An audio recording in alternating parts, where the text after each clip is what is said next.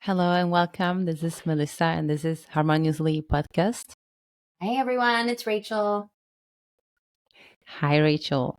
So, Rachel is with us again to talk about ketamine.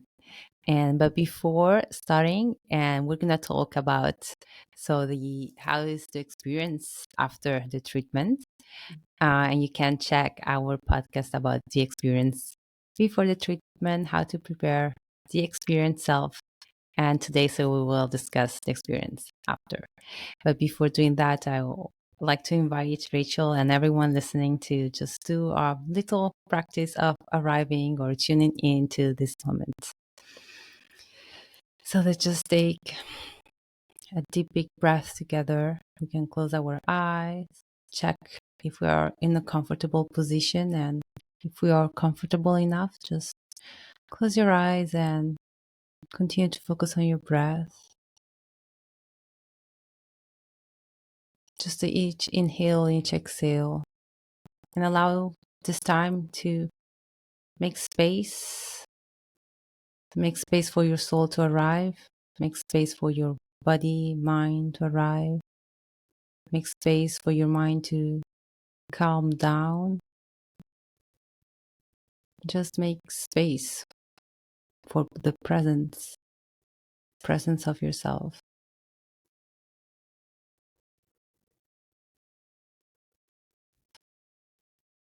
And slowly take your time, slowly open your eyes. Much better. It was interesting. So we call this because meditation is one word for so many practices actually, and these are also called like tune in. So tune in into something.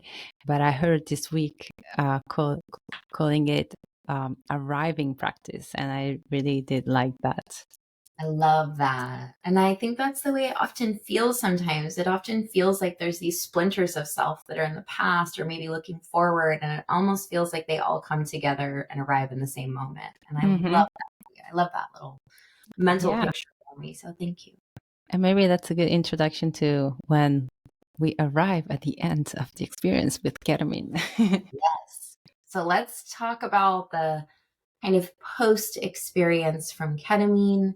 Um, I think there's kind of a division of space where perhaps the first few moments are more of that liminal space where we're not quite out of it and we're not quite in it. So it's kind of this transition or in between space. And I think this space can be a really beautiful time. We're perhaps laying down, maybe we're in our cozy bed, maybe we're on our couch, but we're cozy and we're starting to have more traditional narrative enter where we might be thinking, what's for dinner? I'm a bit hungry, or like Mhm. regular like thoughts start coming in. And I think in this space, oftentimes people start to hear the narrative and they go, oh, okay, I got to get up and, do life again. And I really Yeah. encourage people to kind of sit and savor this moment. It's almost wave like if we allow it to be, where perhaps there's still a little bit of the non ordinary state there. Mhm. Perhaps there's a little bit of the ordinary, but kind of oscillating between them naturally can be a really beautiful way to kind of, I think, get the final moments of the experience, which can still be valuable. I think Mhm. a lot of people may be reflecting on the experience, like, that was strange, or that was so beautiful, or maybe there's a feeling in the body. And as language starts to be more available to us, it's nice to kind of put names to things like, oh, I feel freer, or I feel Mhm. lighter, or I feel warm. Even these little things. I think it's important to kind of savor this moment a bit. So maybe that includes just when you plan for the experience, like keeping a bit of extra time on the backside that we don't have to get up and rush into our Mhm. regular day. Like you're not rushing off to a meeting or to pick up the kids or do a thing. I encourage people to plan their experiences so we can have a little bit of this like self care moment where we can really savor, sit in this space for a moment as long as it feels comfortable Mhm. before we start getting up to do whatever life is ahead of us. Um, I think that that's an important space to kind of seal the experience in some ways. But it doesn't mean that all the work is done either, right? That like everything that's going to make an impact has made its impact. It's just kind of sealing the moment. Mm-hmm. And I think as people do start to move around, let's talk about logistics. Like it is a little weirder. Like some of us might feel a little bit more dizzy still. So it's important to kind of go slow, sit on the side of the bed for a moment, like take your time. We might feel a little bit of blurry vision still, could feel a bit Mm-hmm. woozy. So it's really important to like take your time as you start moving about. Maybe your peer support is there to help, like just moving into like another room, or maybe you need to use the restroom. I know a lot of people need to kind of use the restroom first. So getting some of these things moving, just taking our time as we start to kind of slowly come back to the ordinary state. I think a lot of people also, because for the most part with ketamine experiences, we're asking you to fast. Some of us exit these experiences and are starving. I know I am. So it's nice to have the freedom to kind of have a healthy snack. I Mm-hmm. sometimes some of us will feel a bit nauseous still. So something that you tolerate well and that tends to be a little cleaner, a little healthier snack, like maybe apples and peanut butter, or maybe some small pieces of fruit, like whatever feels best for your body or that you tolerate well. I think having a little snack sometimes helps us kind of feel like we're back in our traditional Mm-hmm. reality, in our ordinary state, and we might be starving. So having a small snack Mm-hmm. is totally fine. Maybe we're sipping some water, kind of coming back to. Mm-hmm.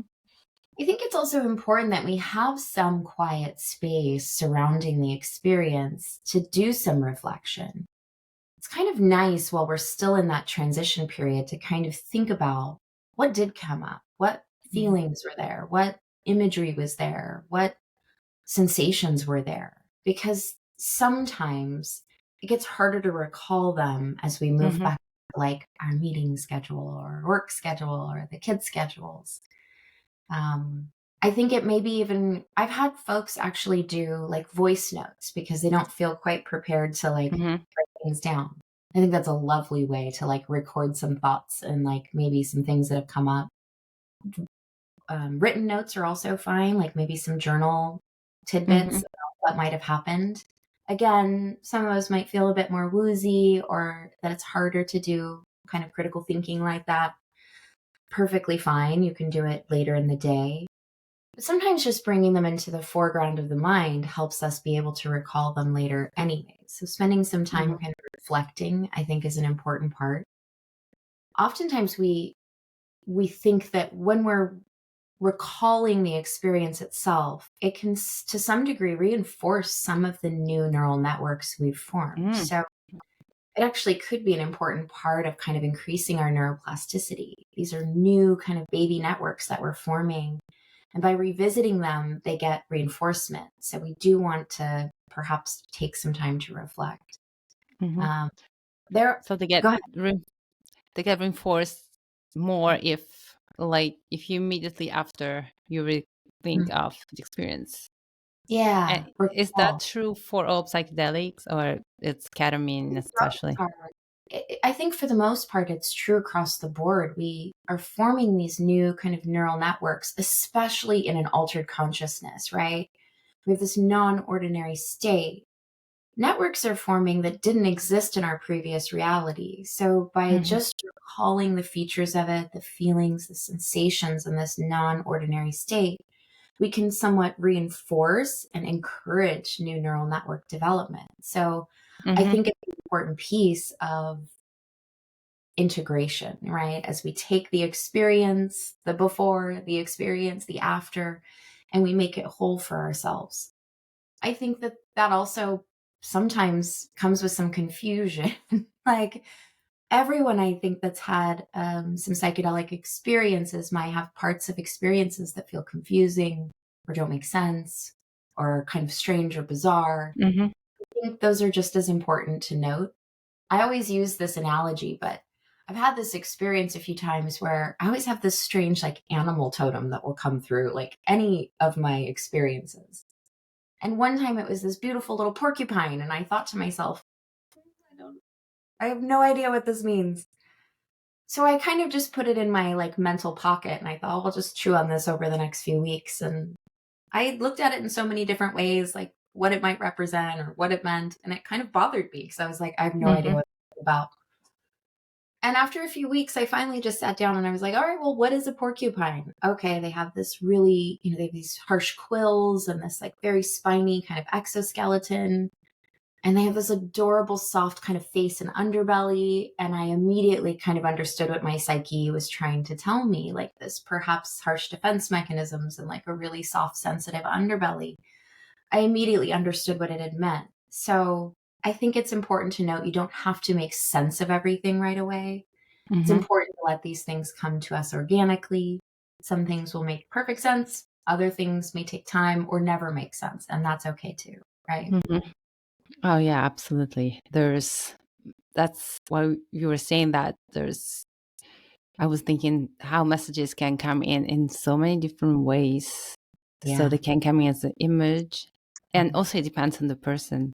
So they can Yeah. come in as just a body sensation, as an image, as I said, auditory, which are the easier one in a sense, not really, because that could also be your mind tricking you, so that you need to be alert Yeah. of there's always that possibility.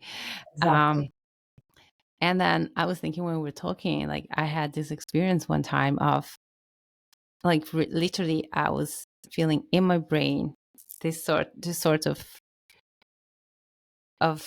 it's hard, but like it's hard to describe, but like yeah, it's like networks or like Yeah. links that would like go from one side to the other, and it was like Yeah.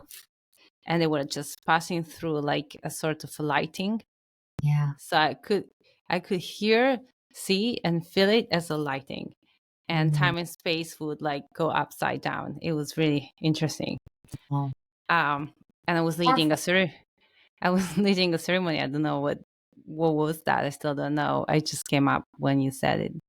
I was Yeah. leading a ceremony, and at a certain point, I literally like time and space will like keep going upside down. So whatever was out was in, or whatever was up was down.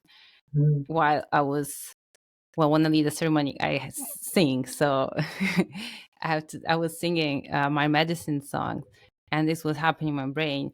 And at a certain point, I completely stopped singing, and then because there was this wiring happening, and it Yeah. was just like a certain point for maybe a second, I was in no time, no space, Mhm. completely.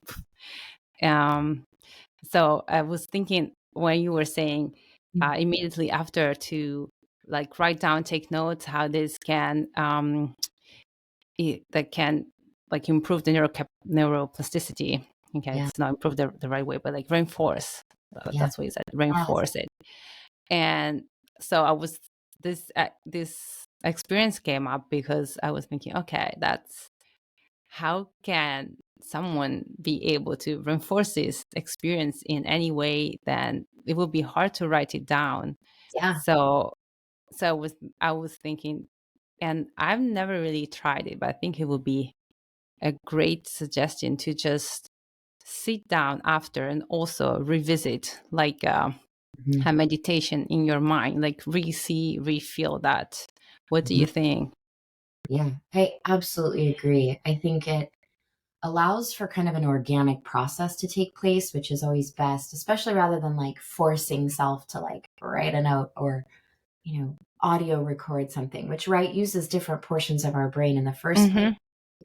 Meditation, and we could, as you already said, use different words for this, right? Arrival or completion or sealing this kind of experience in that way allows for us to kind of organically complete some of these networks, make sense of things, or even just kind of stamp them, right? Like this has been stamped as something I recall, I noticed, I felt, I sensed, because I think you're so spot on that it doesn't always fall into an auditory or a verbal or a language center.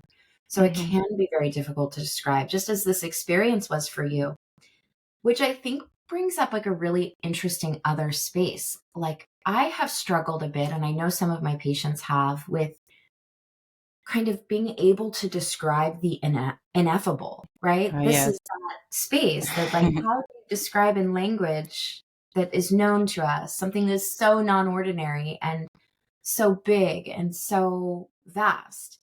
So Mm-hmm. I sometimes recommend art. Like I have actually found, like I'll paint watercolors after my experiences. Like once I'm feeling like I have some dexterity back. And I find that sometimes tapping into like an artistic space allows me to Mm-hmm. utilize different mediums to kind of make sense of something or work it out or kind of represent what had occurred. So I think there can be a really beautiful interplay between like the meditative component of just of this organic recollection or Mm-hmm. sealing of this and art where we're not using traditional kind of verbal skills or Yeah.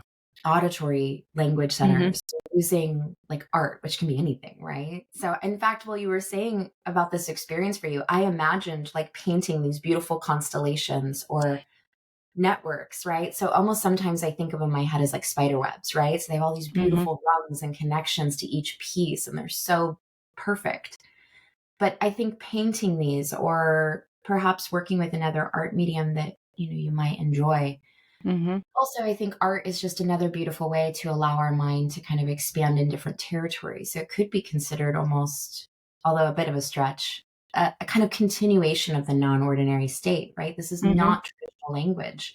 This kind of supersedes all of that. And almost to go back to what we were talking about in our last podcast, the way we think, right? This Yes. conceptual form before we speak, like this imagery. And Mm-hmm. when you were talking about languages and how you translate, like that stuck with me that you're forming almost pictures in your mind first. So I Mm-hmm. think it can be a really beautiful way to integrate when it's moved forward as well, like through art Mm-hmm. or other types of mediums. Do you ever do that, Mel? Do you ever do any, like, do you have an artistic practice outside of?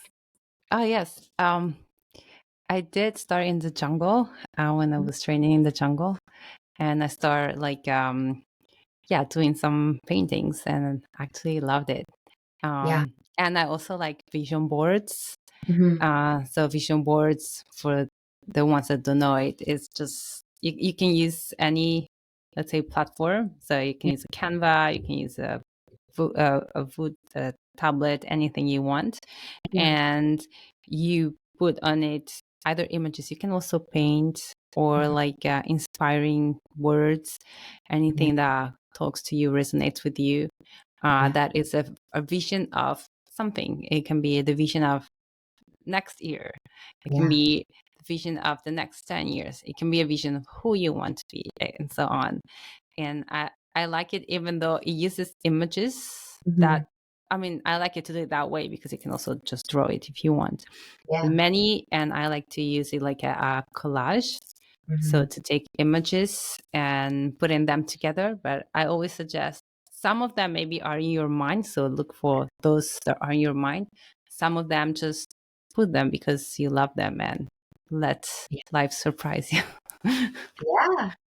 I love that. And I think it's also a bit of a form of play, right? Which is like, especially Yes. adult sentient beings, we don't really get a ton of, right? Like outside of raising small babes or spending time with the kiddos, like we don't get a ton of time for play. And I think it's important to have. One of Mm-hmm. my favorite quotes is from, I think it's the Calvin and Hobbes, little comic strip of the author, but it says the best way to solve problems is to let the mind play. So I Ah, love yes. the idea of like returning to play because sometimes when Ah, we take a yes. step away from something, we're able to see it with a different lens, which I think is exactly what Absolutely. psychedelics do. So I love that Taking they can. notes, taking notes for new podcasts, because there's a lot to say about that as well. Like, There is, and play is so important. And art can be such a form of like, at least I think it's a more easily accessible form of play, right? As an adult, it's something we Mhm. can do. And I do want to make note for the record, my watercolor paintings are like child's art. It is not something I'm like showing to people or even terribly proud of, but I enjoy the process. And I think Mhm. that's what to say. It doesn't have to be art that like is amazing or that you're now moving into, graphic design. It's Yeah. simply just art that you enjoy making because there's a part of it that's really truly just about creating something. Mhm. And I Yeah. think they play together so well. Yeah, it needs to resonate with you. And also, I was thinking, while you were explaining how to take time immediately after, take that time off, just reflect, take note, journal, So we add art, meditation, and Hmm. just that take that time of sometimes also just silence for a little bit. But Hmm. also, I was thinking maybe not immediately after, but maybe the day after, or when you want to work again on the experience. Like I know many people find benefits in to re-listen to the music Hmm. that they heard during the treatment or ceremony, whatever was the psychedelic. In this case, it's ketamine. So, what do you think about that? Just I wholeheartedly agree. I'm going to back up one step just to say, sure. to close the day of, right? So, following the experience, the only little thing I think I didn't mention is that some of us actually will have a bit of a struggle with sleep the night of. And this can Uh, be for psychedelics across the board, but it's important to yes. note if you've got a 9 a.m. meeting, like try to fold this into a space that makes sense for you in life. A lot of experiences can be quite activating, or our brain feels like they're making all kinds of connections. It might be full of chatter, it could be very busy internally. And many people will find that this interrupts their sleep patterns that night of. It's very normal. For those that fall asleep readily or pretty easily, we can also have quite vivid dreams. It's almost as if the brain is kind of taking this continuum of the non Hmm. ordinary state to kind of finish processing. So I think it's important to just note, like, whatever your sleep looks like that night is perfectly fine, but it's important to note it so that you have the next day prepared by how this might interrupt your sleep a little bit. Hmm. But coming to your point, I think that a lot of us will find listening to the music that we had during experience can be so valuable at almost bringing us back to that sense. We might even recall features we had forgotten. Hmm. Yes. And I think scientifically, we're just on kind of the cusp of really understanding quite a bit more about how tones, frequencies, hertz activity responds in our brain, our body, right? We're seeing Hmm. all kinds of new therapeutic devices that involve frequencies, Hmm. sound, right? Like Hmm. I'm sure you've had sound baths. I know I Yes. have. They've been incredible, right? A very different sensation. So by doing so, we could explain some of it scientifically, but some of it I think still remains kind of unknown. But there is a very definite correlation between revisiting the music that we explore and the experience and maybe recalling features we had forgotten, perhaps feeling those sensations or feelings again. So it does allow, again, this kind of recollection of the experience where we get to reinforce network. So I Hmm. highly recommend, like, use your playlist again for maybe a 10-minute meditation the next day, or maybe just a reflection session, right? Meditation can be so many things, but Yes. sometimes just reflecting, right? Like, a sky watch, right? Like watching the clouds of the day end its day or begin its day. I love a sky watch, maybe with our music, can be a beautiful way to kind of sit in reflection and also have that kind of settling of the Hmm. experience. So I recommend it across the board. Um, do you find that that's true? Also, I assume so if you asked, but Oh yeah, absolutely. yeah, Um, in my own experience, okay, my own experience, I noticed that it was more true the first ceremonies that I did than yeah, later on. Uh, but I mean, later on, I did many ceremonies, so I don't know. My brain definitely changed a lot in between. But yeah, the first ceremonies, like probably for nights, many nights, yeah, either the sleep, as you said, but mhm, like because I would put the music before going to sleep, and I would try to meditate on those music, and definitely it was like another like a lot of other visuals or like things I would have forgotten. And the same is true for so many people yeah, that I worked with, that yeah, they not only they have a special connection with that music mhm, after doing a treatment with yeah. that music, but also the music helps so much to relieve and revisit and reinforce a lot of the work done. Yeah, absolutely. So I think the music, tones, frequencies can be a huge part. And let's talk a little bit more about like the days and weeks following the experience, right? Like Hmm. this is an important integration time. So we're out of that immediate kind of Yeah. liminal Oh, space. before Yeah. that, I had a question about the food. Is there any restrictions?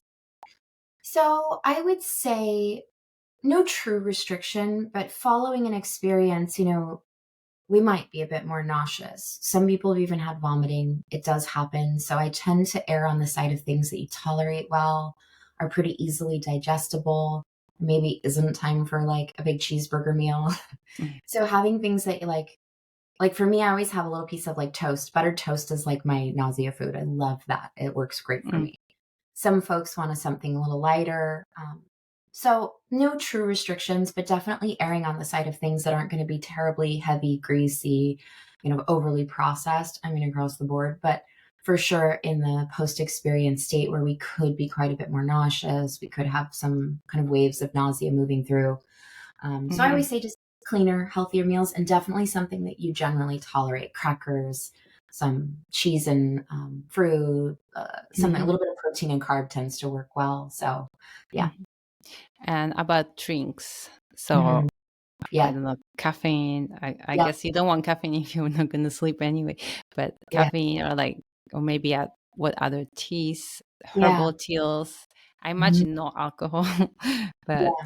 what is Yes, definitely. do and don't.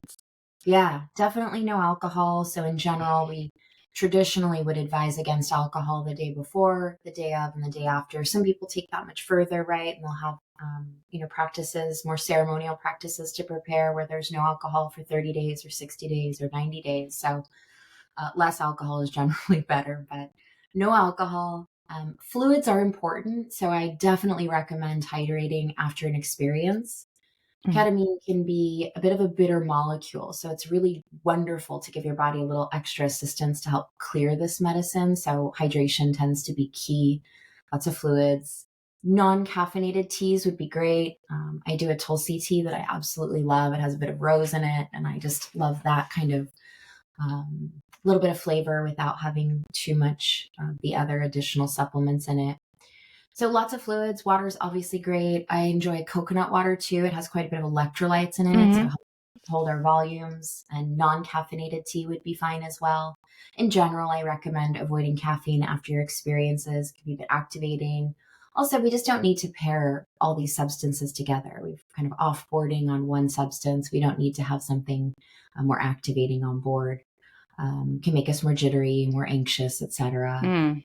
And other than that, I mean, I think that your regular self care practices, once you're back to normal, I think for the most part, it's 4 to 6 hours for most of us before we're feeling really back to our baseline. So it's important that we're not planning to drive cars, right? Or sign contracts or perhaps do anything that requires a lot of critical thinking. In fact, it would be easier from a scientific standpoint or medical standpoint to think about this time period as post anesthesia. When we're Mhm. post operative, we typically are like, don't do anything for several hours, don't try to be terribly active. We're not running marathons, we're not lifting weights, we're kind of taking it easy. So it is really important. I'm glad you said so about kind of honoring that time and space till Mhm. we're back to our baseline. And a lot of us may also have our peer support person stay with us until we are back to our baseline. There's a big range here. Some people feel pretty much back to normal an hour later. Others, it does take 4 to 6 hours. So, kind of planning for this so that you have lots of time Mhm. to arrive there when we arrive there. Yeah. What about if we have kids? Great question. So I always say making sure that the kid, I'll be honest, I have a lot of moms that really find that the kids in the home can be very distracting to the experience, our ability to surrender, our ability to come back to, we almost go right back into mom mode. Mhm. So where we're able to, right, we're not going to be able to plan for this every single moment, but making sure the kids might also have someone caring for them. Maybe it's grandma's day. Maybe it's you have someone else on call for them, or they're at, auntie's house or whatever it might be. I think making sure it's okay if they're in the home. I have moms that will do this at night and, they have their peer support person. They might also have a sitter for the kids. So just making sure that the kids are kind of well tended to in a way that makes us feel safe Mhm. and that they're okay. Mhm. Otherwise, it tends to be quite a distracting feature. I have some moms that do this in the morning, or dads too, as well, that want to rush out and go get the kids from school. I always say just plan for another caregiver at that time so that we can really show up in this space, because we really want to maximize the benefits of what we get from this. And let's be honest, the amount of time we get for ourselves is usually quite limited.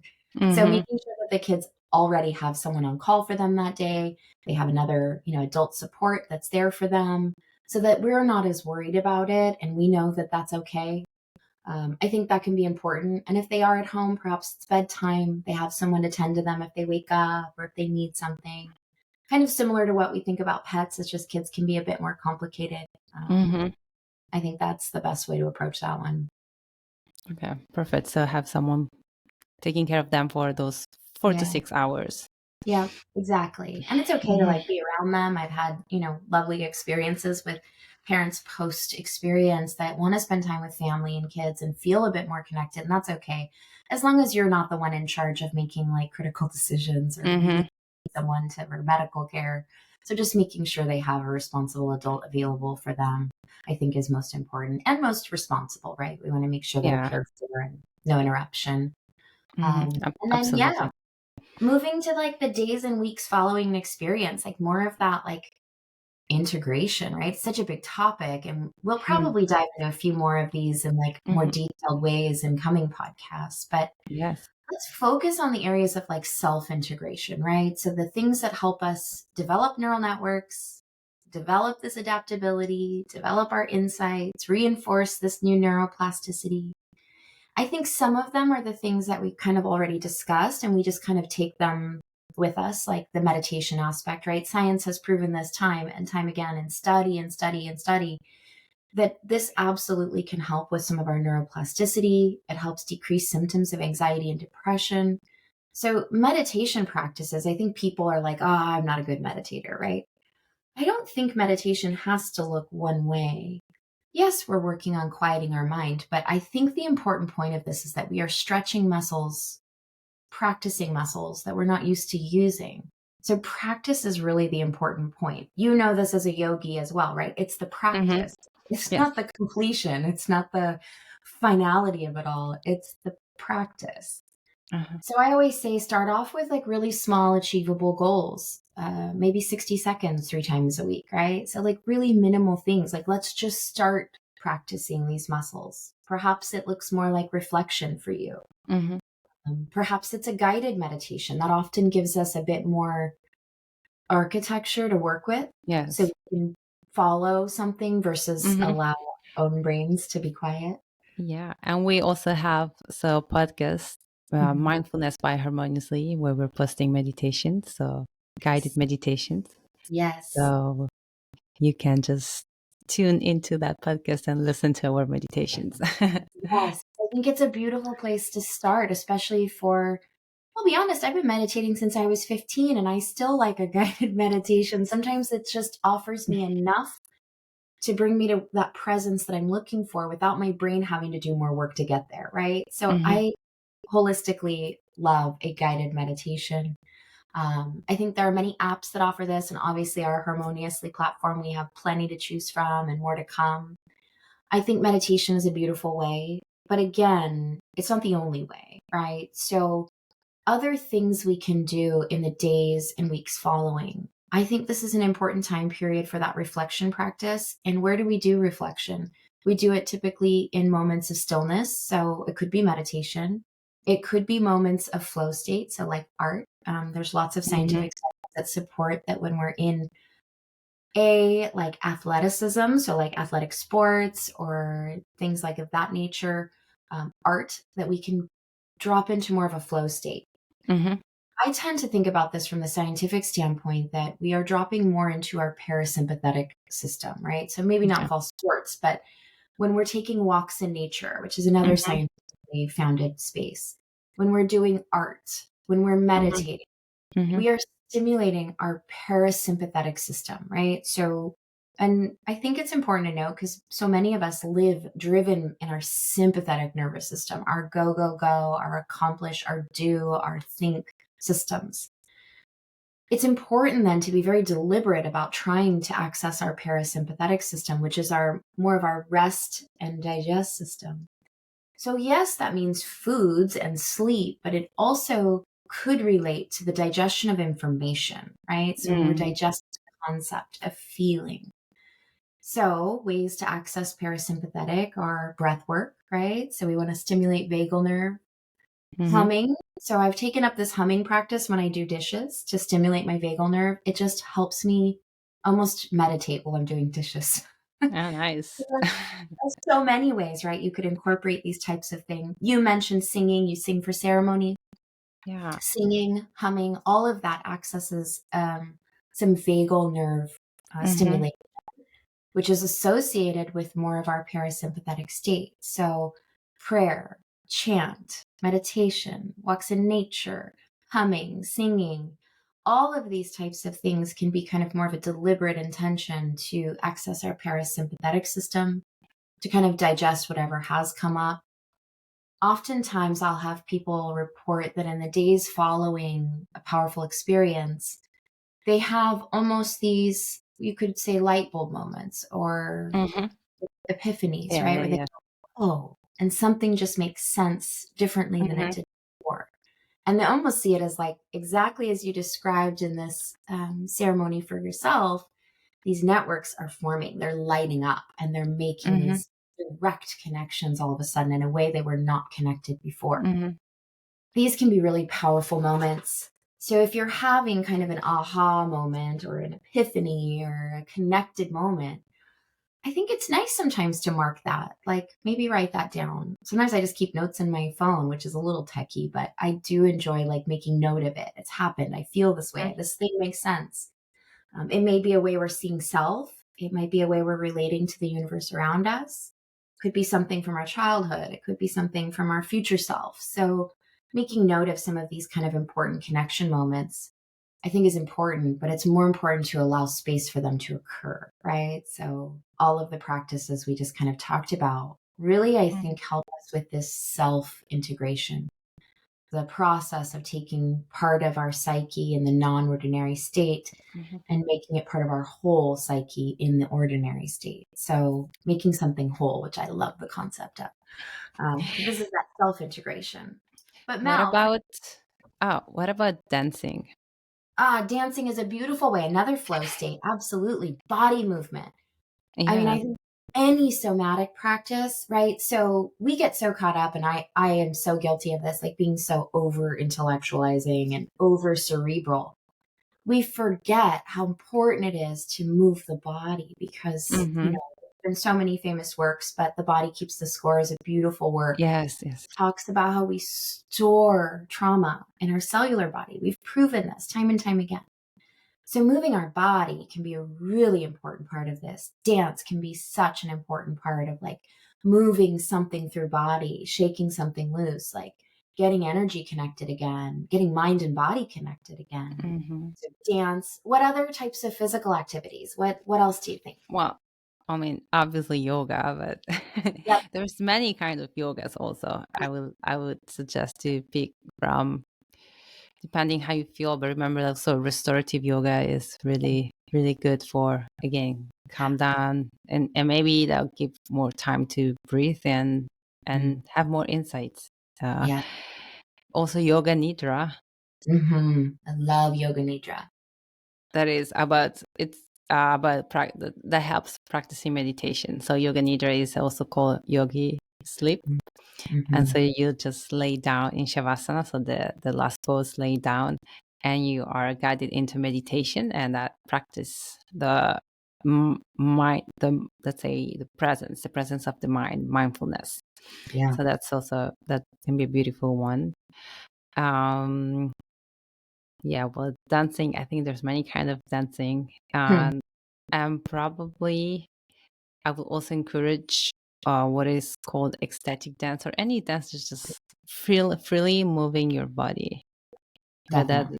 without any um like even though if you're a dancer and you want to do your dance, definitely you have already that connection, but also that free Yeah. flow of the body that really helps for also the second chakra for creativity and I think in this situation also.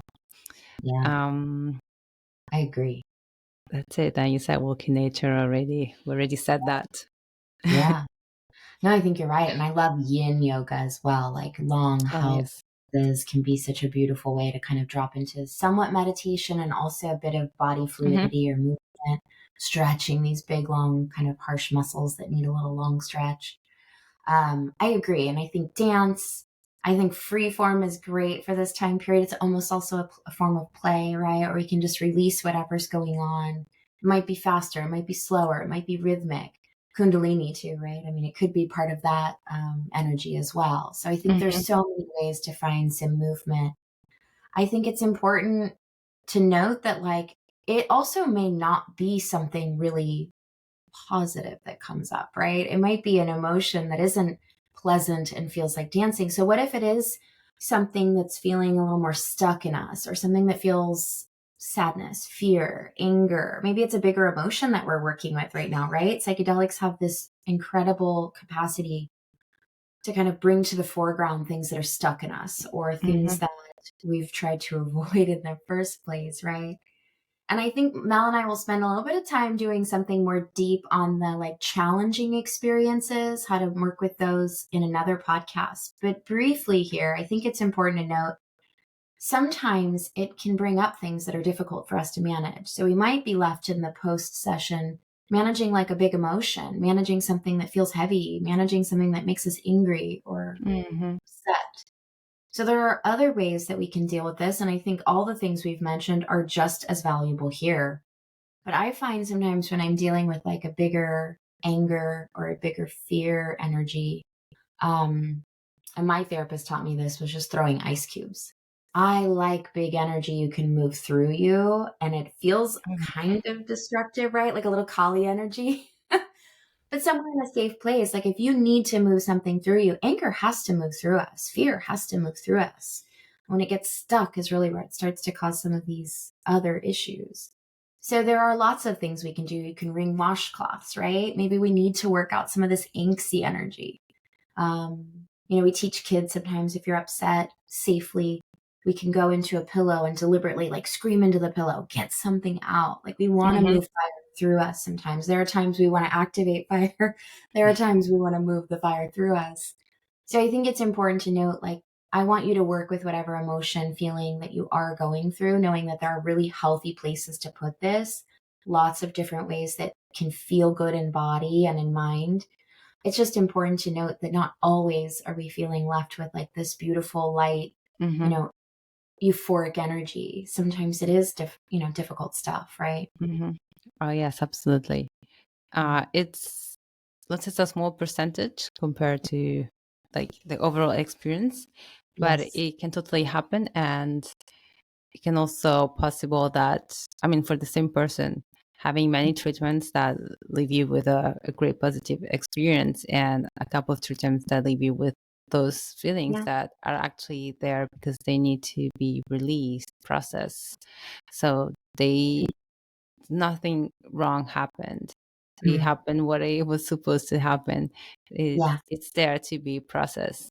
and Yes. and definitely that's why we always suggest and we offer ketamine with therapy or a coach, Mhm. because even though it's always a great idea to have integration, and we'll talk about integration, definitely you want to do self integration as well, but also integration with a therapist and the coach, and even more so Mhm. when you have more challenging experience, that Yes. that is really precious. It's always precious, because also the positive one, you want to continue to reinforce them. uh but definitely when it's more challenging, we Yeah. may have less tools to face Yeah. those. Yes. And I think that's so important. And I think that kind of brings us to like, that aside from that self integration, there is a component of this that we highly recommend. And I encourage it for literally every single patient, person, and participant of psychedelics to participate in a form of supportive therapeutic work, or perhaps coaching work or integration support.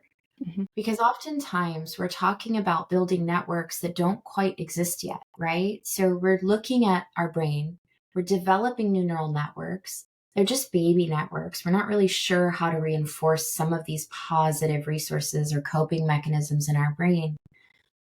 And I'll bring it back to, like, I think my first podcast, right? Healing happens in community, it happens in Hmm. tribes. oftentimes we don't heal solely alone, we heal with others.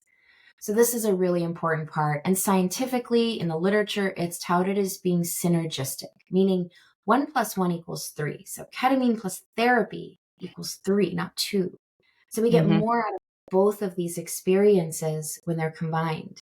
So therapists, coaches, integration facilitators, there are many ways to have this. I have some folks use spiritual guides in this space, Mhm. spiritual coaches.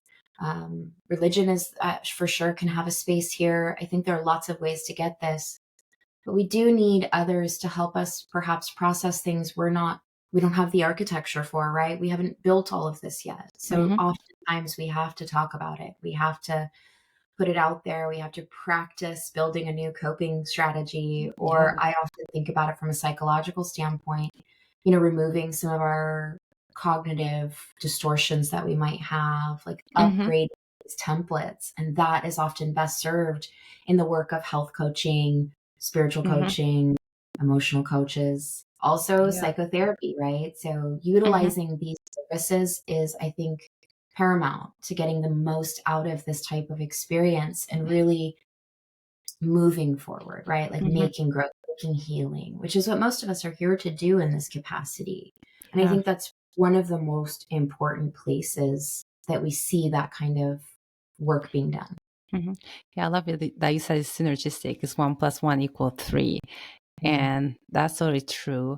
And especially even if you have tools, Yeah. don't forget, even if you have tools, Yes. you may still have blind spots, Yes. and you may still have, and we all need like having that support, that's feeling supported, Yeah. that also is so precious. So Hmm. definitely remember that we all always have these blind spots, and having someone pointing those blind spots to us.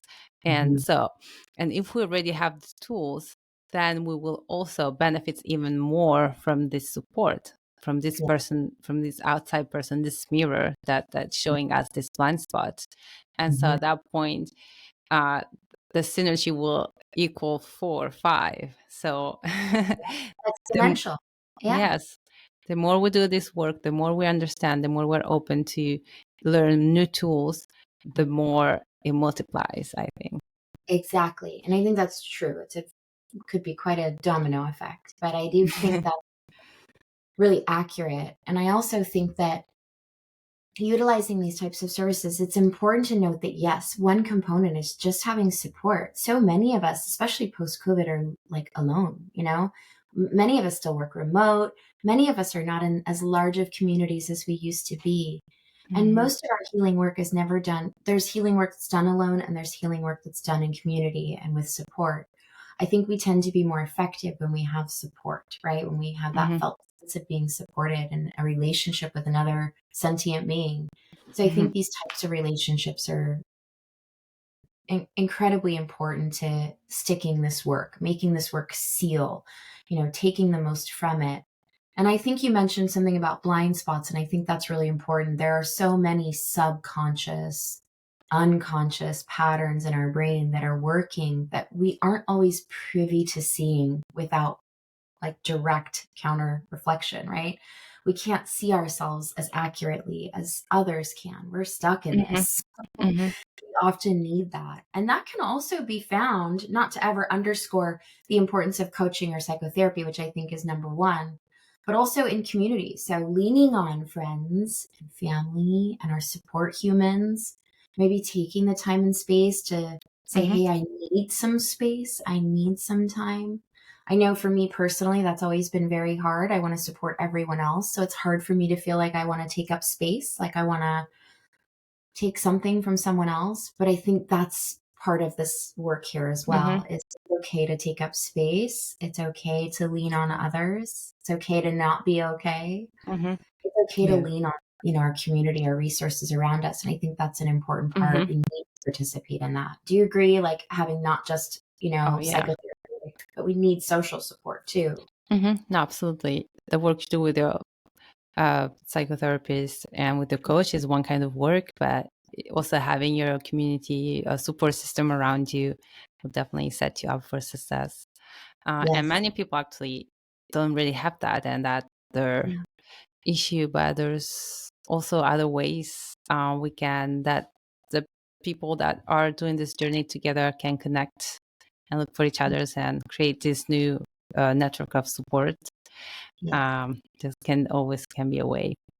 Yeah. Anyway, so I would like to come to the conclusion of this podcast, and so I would like to ask you some of what would be the takeaway or keywords for anyone who's listening that to sum up everything we shared so far.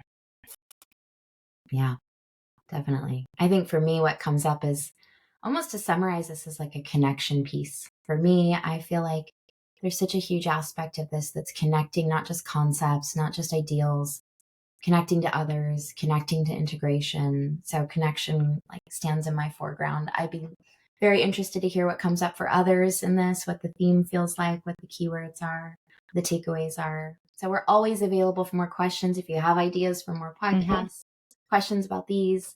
And I think we'll in the future do a little bit more of a deep dive on some of those more challenging experiences. So we didn't mean to gloss over that in this one. We just want to spend the time it really needs to kind of talk about in another Mm-hmm. one. Absolutely. Yeah. Yeah, that was beautiful.